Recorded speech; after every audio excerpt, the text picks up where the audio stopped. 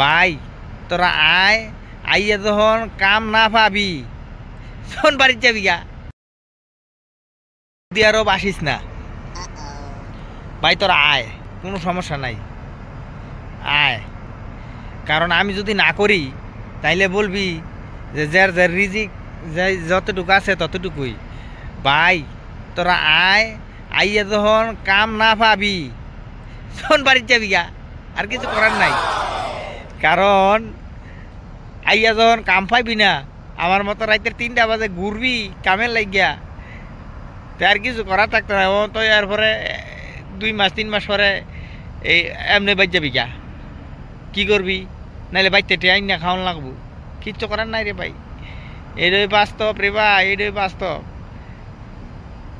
আমার এক বন্ধু 7 মাস ধরে আছে, আমি মনে হার লগে দেয়া করে আইছি, হের লাগে কাম বিচাই রয়েছি। 7 মাস ধরে আছে রে বাবা, 7 মাস ধরে আছে, কাম নাই, আকামাও লাগাইতারে নাই, আকামা এক্সপায়ার। খালি 1 মাস কাম করছি, হেয়ার পরে কোম্পানি বন্ধ হয়ে গেছে গা। তাই সুতরাং যারা সৌদি আরবের লেগে তৈরি রয়েছে তোমরা আসো বাবা, হ্যাঁ ভাইয়েরা, বাবারা, কাকুরা, খালুরা, তোমরা সবাই আসো। হ্যাঁ, রাইতে 3টা বাজে ঘুরবা, রাইতে 3টা বাজে ঘুরবা, বুঝছো? রাইতে 3টা বাজে ঘুরবা, এই যে শ্মশান, আমি রাইতে 3টা বাজে এরকম ঘুরবা, আর হাতে হারিকেন পঙ্গে বাঁশ খাইবা, তখন বুঝবা। অনেকেই বলে যে আসিস না আসিস না, সবাই বলে, অনেকেই বলতেছে মিয়া কি ভাও কথা কন, এগুলি কন সেগুলি কন। বাস্তব কথা কইলাম, বাস্তব, বাস্তব। যারা আসার জন্য প্রস্তুত হইছ তারা কোম্পানির ভালো করে যাচাই করে আইও। ওই কোম্পানির নামে আইও, দেখা গেছে কোম্পানি হয় না, এরকম অনেক আছে।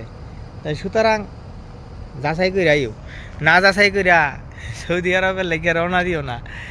মামা মালয়েশিয়া অনেক যাইতেছে, মালয়েশিয়া কাম আছে, মালয়েশিয়ার হিসাব আলাদা, অবৈধ যাইতেছে, হেরাও কাম করে খাইতেছে, কাজ আছে।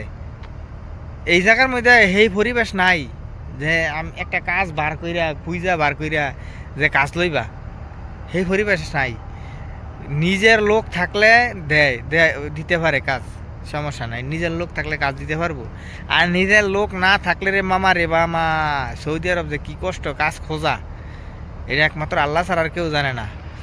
হ্যাঁ, আমার কাজ আছে, আমি কাজ করতেছি, কিন্তু আমি যেই লোকটার জন্য বলছি এটা আমার বন্ধু ছিল।